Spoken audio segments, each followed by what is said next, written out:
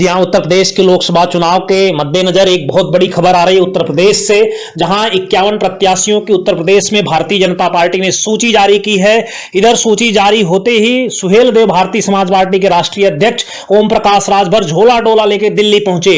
उन्होंने गृह मंत्री अमित शाह से मुलाकात की और मुलाकात करके उनसे उत्तर प्रदेश में कितनी सीटों पर सुहेल देव भारतीय समाज पार्टी को चुनाव लड़ना है, इसकी स्थिति स्पष्ट करने को कहा।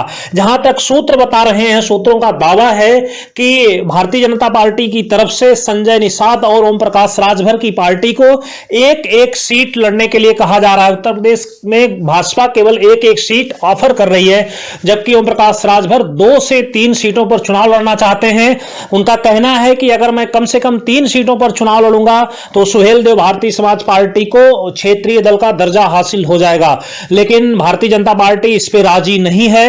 हालांकि ओम प्रकाश राजभर समाजवादी पार्टी का साथ छोड़कर भारतीय जनता पार्टी में मंत्री बनने आए थे, लेकिन 8 महीने से ज्यादा का वक्त गुजर गया। उधर घोसी से दारा सिंह चौहान को जिताने की जिम्मेदारी ली थी ओम प्रकाश राजभर ने।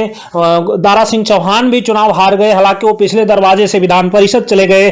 जो सीट खाली हुई थी, दिनेश शर्मा पिछले डिप्टी चीफ मिनिस्टर थे पिछले योगी सरकार में, वो राज्यसभा चले गए और उनकी सीट पर दारा सिंह चौहान जो है एमएलसी बन गए, पिछले दरवाजे से विधान परिषद चले गए। लेकिन यहां संजय निषाद और ओम प्रकाश राजभर की जान फंसी हुई है। दोनों चाहते हैं कि 2 से 3 सीट पर चुनाव लड़ें। ओम प्रकाश राजभर कई बार मीडिया के लोगों से कह चुके हैं कि मैं देवरिया की सलेमपुर, गाजीपुर या बलिया में से कोई एक और मऊ की घोसी सीट पर चुनाव लड़ना चाहता हूं।